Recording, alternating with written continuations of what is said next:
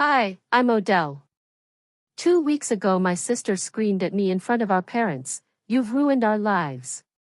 And they nodded like it was true. I didn't yell, I didn't cry, I just walked out with nothing but my bag and silence. But this morning I woke up to 14 missed calls. Now they say they need me. So what changed? Before we dive in, what time are you listening to this and where from? Drop a comment, because maybe you've been erased too. Until they realized they needed the one they discarded, it was already dark outside. But the air inside the house felt even heavier. My sister Seraphine sat perfectly perched on the edge of the family's oversized cream sectional, her ring light glowing like a halo around her. She was finishing a live stream, something about hitting 50,000 followers on social media. My parents sat nearby, nodding along like she'd just gotten her PhD. I stood in the doorway between the kitchen and the living room, clutching a chipped mug of tea I'd reheated twice. My name hadn't been mentioned once in the past hour. That wasn't surprising. I had become an expert at blending into the background. Sometimes I wondered if the walls noticed me more than they did. Then it happened. The laptop screen flickered and Seraphine's voice jumped half an octave. "Oh my God, not now." Her perfectly curated smile dropped. "Why does this always happen when you're around?" she snapped, her voice cutting across the room and slicing right through me. I blinked, stunned. "What? You stress me out just by breathing, Odell," she barked. "You throw off my vibe." I looked around, half expecting someone, anyone, to call that out for what it was, ridiculous. But instead, my mother stood up, brushing invisible lint off her lap. "She's not wrong," Verena said calmly. "Every time something good happens, you find a way to ruin it. You've ruined her life. Honestly, you've ruined ours too." My father didn't say a word. He just rubbed the bridge of his nose like this was all too familiar, too exhausting. I felt the flush rise in my neck. I didn't yell. I didn't cry. I didn't even defend myself. Instead, I turned around. I walked down the hall to the guest bedroom they begrudgingly let me use while I figured things out. The door barely closed without sticking. The carpet smelled faintly of dust and air freshener that had long expired. I moved quietly, robotically, stuffing a few essentials into a backpack I hadn't touched since college. I didn't pack anything sentimental, no framed photos, no cards, no letters. I'd stopped writing those years ago when I realized no one read them. 15 minutes later, I was out the door. No one asked where I was going. No one asked if I'd be back. The street was quiet, the kind of silence that follows the kind of fight where words hit harder than fists. I walked down 2 blocks to the gas station with the humming fluorescent lights. I bought a granola bar and a bottle of water, mostly out of habit, not hunger. I asked the clerk if the bus was still running. "Last one's in 8 minutes, if he's on time." He wasn't. But I waited anyway, sitting on the cold metal bench with my hands shoved in my coat pockets and my backpack between my legs like a life raft. When the bus did show, I climbed on and didn't look back. The ride into downtown Charlotte felt longer than it was. I kept my head down, watching the city lights blur past like smudged paint. No one made eye contact. It was almost a comfort. When we reached the end of the line, I got off and walked a few blocks to a small beige motel with flickering neon signage, the kind of place you only go if you've run out of better options or better people. The man at the front desk didn't ask questions. He handed me a key with a number scratched off and rewritten in marker. "Cash or card," he mumbled, eyes never leaving his reality show playing behind him. I handed over my last $42. The room smelled like old cigarettes and cleaning fluid that didn't quite mask anything. I dropped my backpack near the foot of the bed and sat on the edge of the mattress. It creaked beneath me, loud in the quiet. I didn't undress. I didn't cry. I just stared at the water stain in the ceiling above me. It looked like a broken heart or a burned-out star, depending on how you tilted your head. My phone sat face down on the nightstand. I hadn't heard a single buzz the entire time. No, where are you? No, come home. Nothing. And then it vibrated, just once. I reached for it, half hopeful, half numb. A notification popped up, reminder, unopened Mother's Day gift from Odell delivered 2 years ago. The box I'd mailed her, wrapped in tissue paper, a pair of silk handkerchiefs with her initials. I had them monogrammed. She never opened it. They never opened me. The next morning, I was up before the sun finished rising. I counted what I had left, $270 and some change. No job. No home. But something about that note made the math feel less like a countdown and more like a challenge. I walked toward downtown. My feet ached before I reached the corner gas station, but I kept going. A little cafe near the bus depot opened early and had a small chalkboard sign out front, free Wi-Fi. Coffee refills all day. That was all I needed. Inside, it smelled like burnt toast and floor cleaner. I ordered the smallest coffee on the menu, $1.75, and took the seat closest to the outlet. I pulled out my phone and logged into a few freelance tutoring platforms I had bookmarked years ago but never used. One of them still had an old profile saved. I updated it, specializing in SAT and ACT prep, writing support, study planning. Patient. Reliable. Under About Me, I wrote, I believe in showing up even when no one else does. By noon I had applied to 16 listings, parents desperate for help with test scores, students overwhelmed by college pressure. People I could understand in ways my own family never tried to understand me. Halfway through the 5th application, I paused. The words, reliable, compassionate listener, stared back at me from the bio section. I remembered Grandma's voice. You were always the one who listened. She used to say that when I sat at her feet during Sunday dinners, while everyone else talked over one another. She saw something, not flashy, not loud, but something real. I swallowed hard, thinking back to the funeral. We were standing in the reception hall surrounded by polite people with bad coleslaw.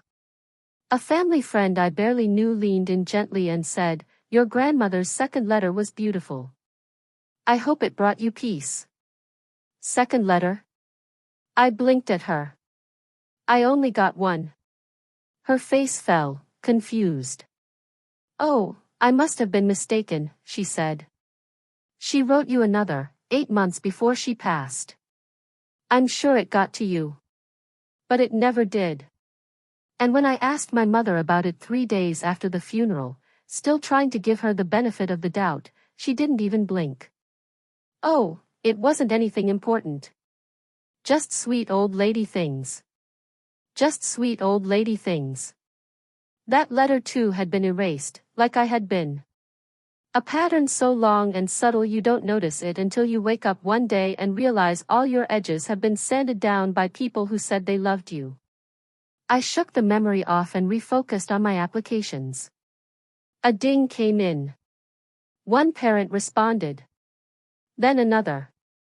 By the end of the week I had 3 clients, 2 high schoolers and 1 adult learner prepping for a GED. The library 2 blocks from the cafe allowed guests to borrow Chromebooks for online sessions. I booked 2-hour slots every afternoon and used them like my life depended on it. Because it did. The pay wasn't much, but every dollar felt earned. And the students, they listened. They asked questions. They said, thank you. One girl named Riley said during our second session, You're the only person who's explained this in a way that makes sense.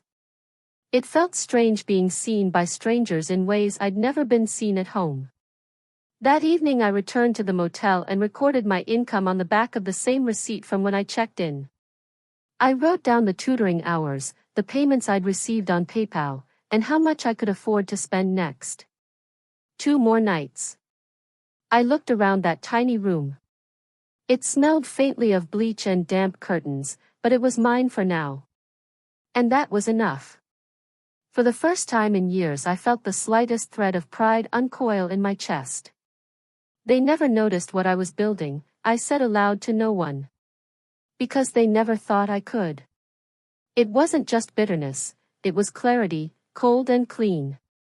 I lay down, still wearing my jeans, too wired to sleep.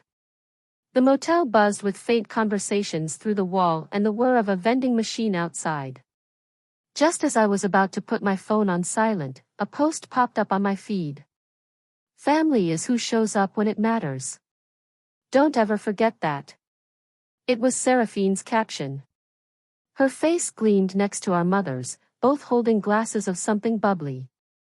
I barely registered the fake smiles before my eyes locked onto something behind them. A photo on the wall. The family portrait. But I wasn't in it. I stared at the photo, my thumb instinctively zooming in. My eyes locked on the familiar hallway wall, same textured beige, same soft shadow from the hallway lamp. But the frame was different. Gone was the old family portrait we took when I was 16, back when everyone still pretended I belonged. In its place, a glossy new photo. Seraphine in the center, of course. Mom on one side, beaming in her cream cardigan. Dad, stiff but smiling, as if coached. Even the dog, Sprout, the golden retriever they got after I moved out, sat proudly in front. It looked like a campaign ad for some Hallmark version of our family. Only I wasn't in it. Not a mention. Not a trace. Just a clean, cheerful slice of life trimmed to remove the messy parts. I didn't cry. I thought maybe I would. But all I felt was a slow rising heat in my chest, not sadness, not quite rage either. Something quieter. Heavier. Like watching someone throw away a letter before reading it and realizing it was yours. I sat on the edge of the motel bed, the phone still glowing in my hand.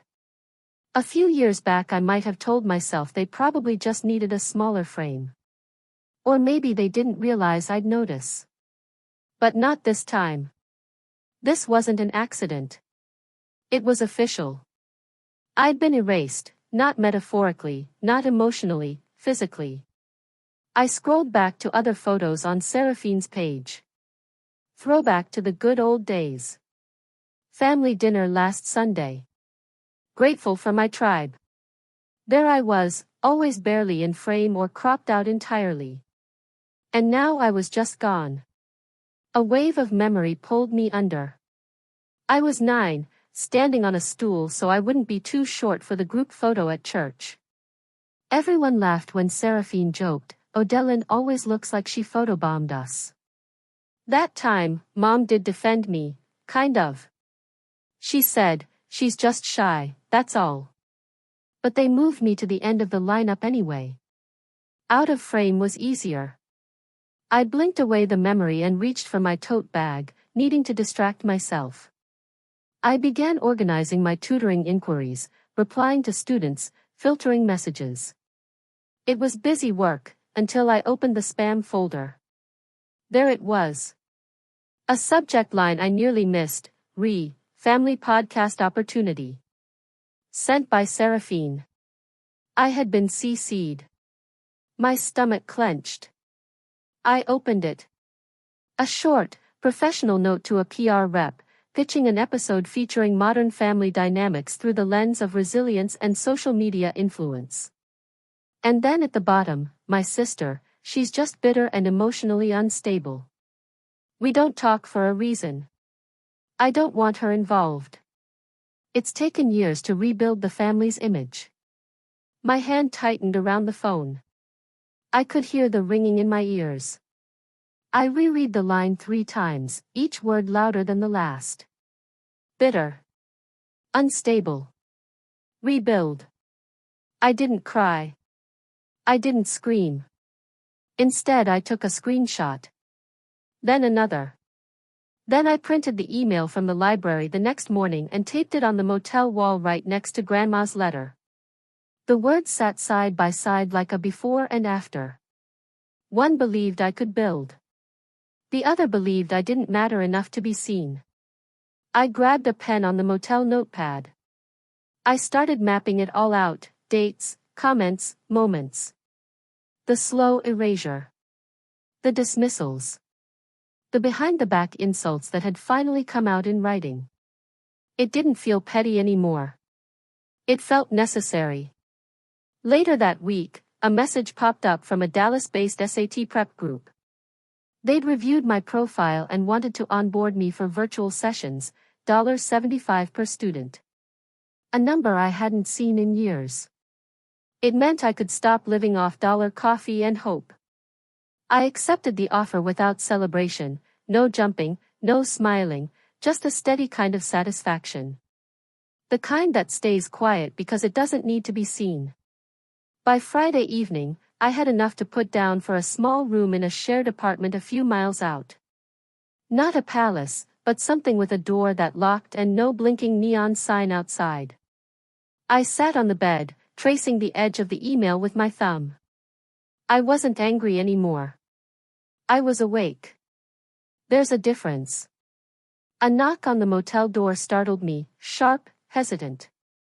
I stood slowly and opened it. There she was. Milius. My former best friend. Her face looked thinner, tired. She clutched something in her hands, something wrapped in an old dish towel, like it had been hidden. Odin, she said softly. They told me you were in trouble. I didn't believe them until I saw this. I stepped aside to let Milius in, and she hesitated like she didn't belong, like crossing that threshold meant betraying someone. She held out a small envelope, the kind I used to buy in bulk from that stationery shop near the library. My name was written on it in my own handwriting. Soft, rounded letters I hadn't used in months. My chest tightened. It's still sealed, she whispered. Odell, I found it in your mom's desk. Under a stack of expired coupons. I didn't reach for it right away. I just stared. I wasn't snooping, she said, setting it gently on the little table by the microwave. I was dropping off something for Seraphine. Verena had me waiting in the kitchen and it was sitting there. Like it meant nothing. I finally picked it up. The envelope hadn't been torn or wrinkled. It looked exactly like it did when I walked it to the mailbox last year, my mother's birthday. I'd saved up for weeks just to load a gift card to her favorite cafe and wrote a letter inside about second chances, about trying again, about maybe healing. She never opened it. Milius sat down across from me, her mouth opened like she wanted to say more, but didn't. I slid a fingernail under the flap. The paper peeled back without resistance. I pulled out the card and the note, unfolded the soft pink sheet. Mom. If there's still a space in your heart for me, I'd like to sit there again. Not asking for everything. Just a call back. I miss our Tuesday talks. I miss you. Love, Odell. I read it twice. Then I folded it back. I didn't say anything. I couldn't. Even the words I sent them didn't matter, not enough to open, not even enough to throw away. Just tucked under coupons and forgotten, like a scratch-off that didn't win. Milas finally spoke. That wasn't all I found. She reached into her tote and slid a few printed pages across the table. Seraphine's new site. The Success Academy or whatever she's calling it. I used to help you build this stuff, remember? I'd know your voice anywhere. I scanned the first page, then the next. My breath caught. She'd lifted it all, the intro text, the diagnostic rubric I'd spent months refining, even my diagrams. The same layout, same color palette. Only now it was under Seraphine's name. Her photos. Her brand. She said you gave it to her, Milas added quickly. I knew that was a lie.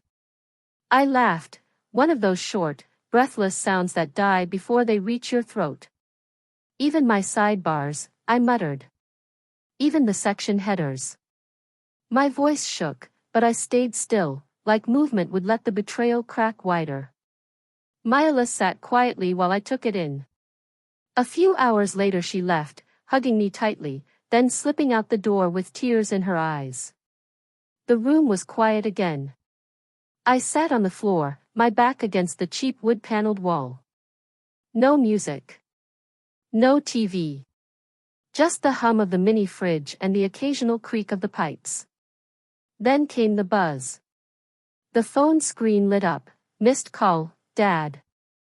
Then another. And another. I watched as the count ticked up to 14. Voicemails followed. I didn't listen at first, but curiosity peeled me open just enough. The last one was from my father. His voice was weary. "Oh Dylan, your sister's getting dragged all over the internet. Some blog picked up the story, they're calling it plagiarism. People are mad. She's saying you're lying. But we need your help to calm it down. She's not handling it well. No apology. No acknowledgement. Just the usual pattern. We need you when it burns." I didn't answer. I didn't even text back. I just sat there, phone on my lap. Screen still lit. Then dark. Then lit again. The buzz felt like a mosquito at the edge of sleep, persistent, nagging, never letting up.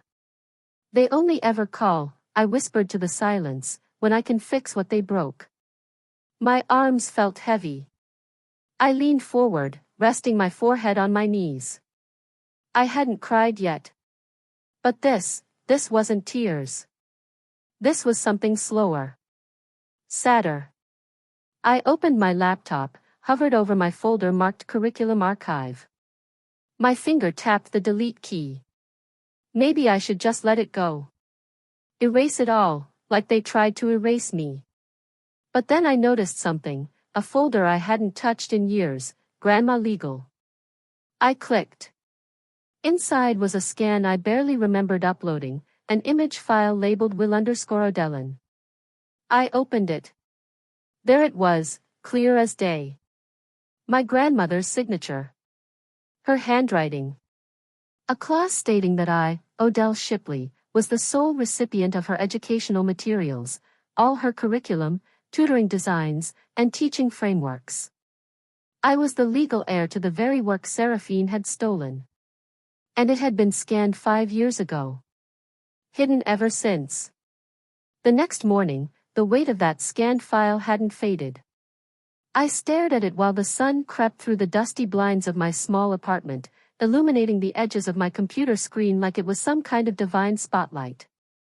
The words were there, bold and formal, stamped and signed in my grandmother's careful pen, "All intellectual property and preparatory curriculum created or co-developed with Odellin Shipley shall remain under her sole name." She had protected me, quietly. Legally. And my mother had ignored it completely. As I sipped lukewarm coffee from a chipped mug, my phone buzzed again. Another voicemail, the second that morning.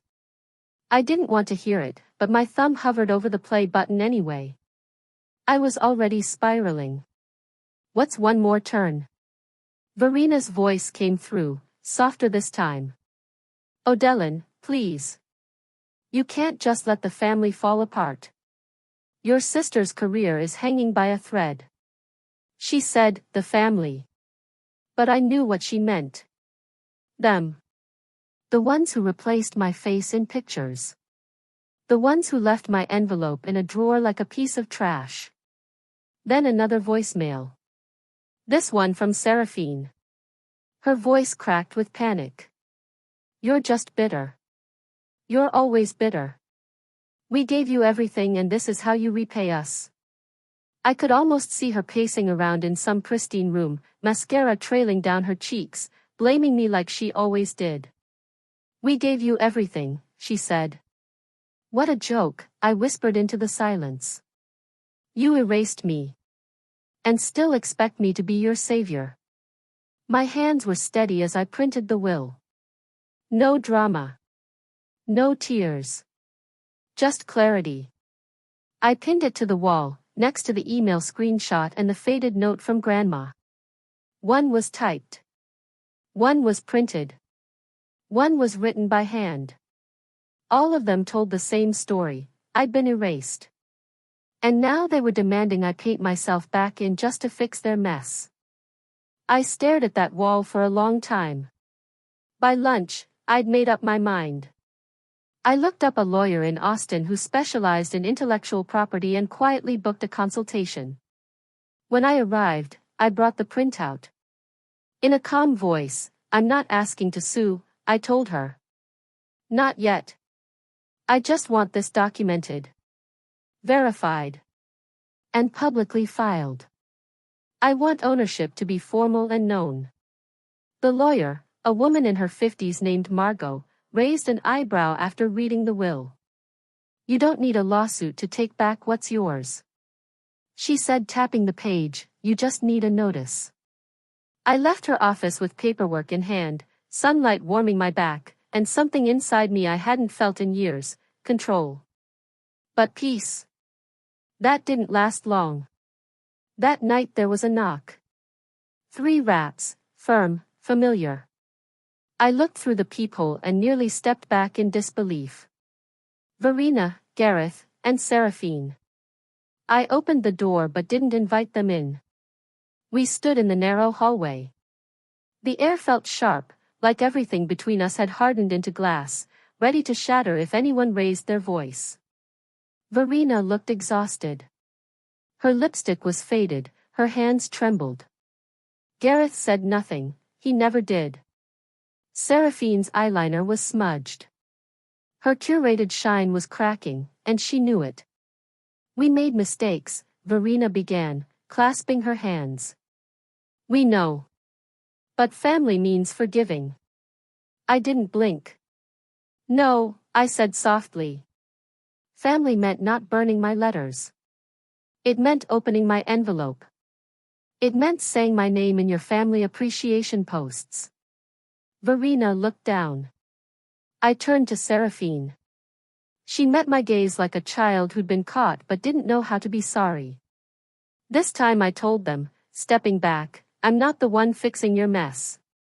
I didn't slam the door. I didn't yell. I simply closed it with a click and turned the lock. Later that night, after showering off the tension and pouring myself some chamomile tea, I checked my email and froze. A bold red notification greeted me: "Your professional site has been flagged and temporarily suspended due to multiple copyright violation claims." I clicked the details. Someone, an anonymous IP, had filed claims against my own curriculum. My stomach twisted. They'd come back for me. Not with words, with paperwork.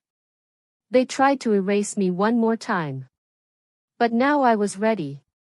By the time I opened my eyes, the sky outside was already a dull gray, one of those mornings where light feels more like pressure than promise.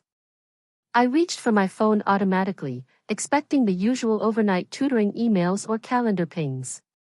Instead, the first thing I saw was a red flag banner on my screen: "Your website has been temporarily suspended due to a reported copyright violation."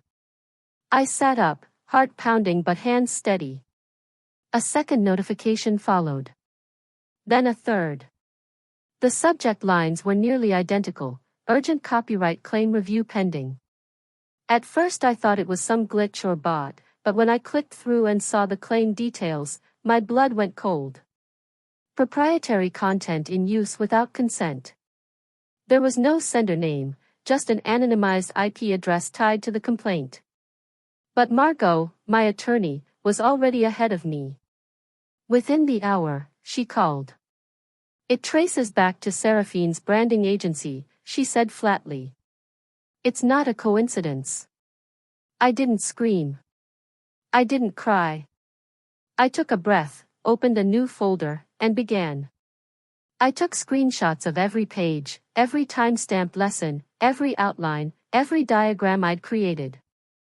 I retrieved the PDF of my grandmother's will, highlighted the exact clause that secured the intellectual property. I even included early drafts I'd saved on a cloud backup dated before Seraphine had even launched her academy. I wrote the counterclaim with the tone of someone who had nothing left to prove. I don't scream anymore, I typed to myself while organizing the files. I document.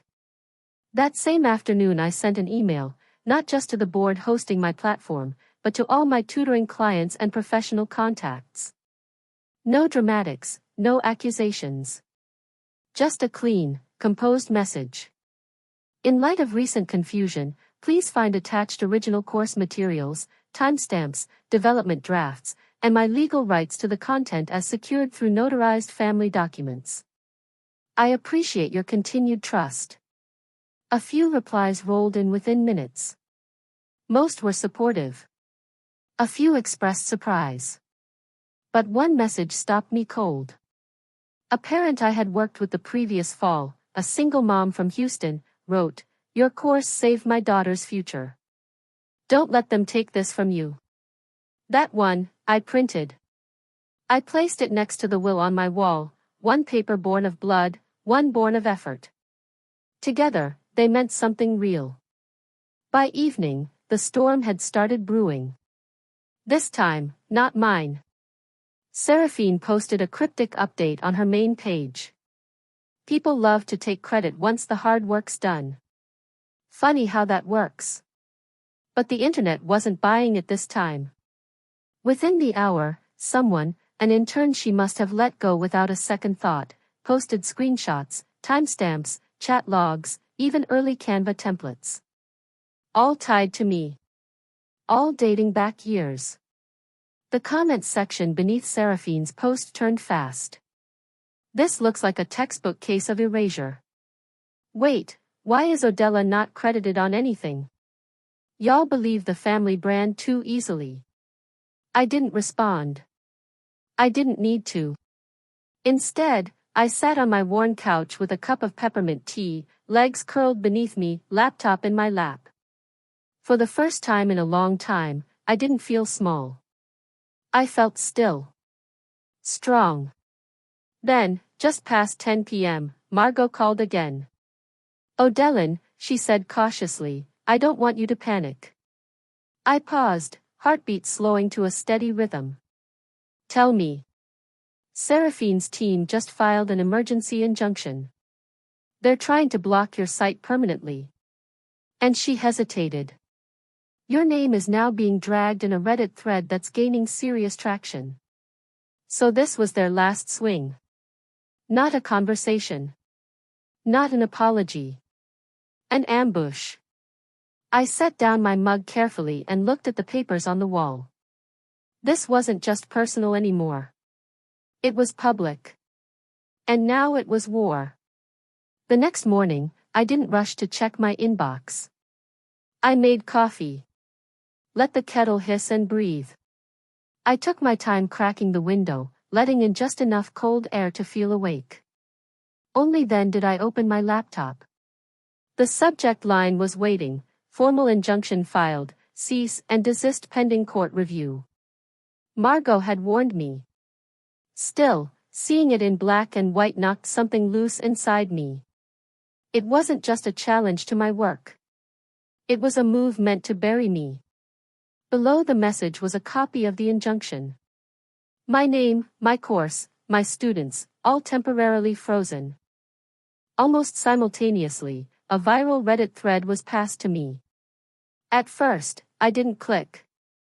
But curiosity, or maybe defiance, got the better of me. My sister stole everything from me and turned our family against me.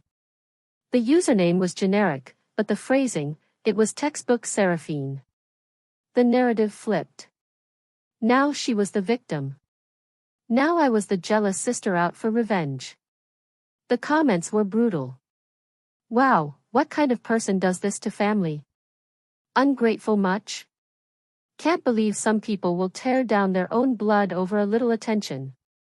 I almost closed the page. Almost. Then I saw one comment near the bottom. Funny how the receipts always show up when the loud ones overplay their hand. It stopped me cold. It wasn't loud. It wasn't long. But it reminded me, I had the receipts. All of them. I didn't waste another second. I pulled up my webcam.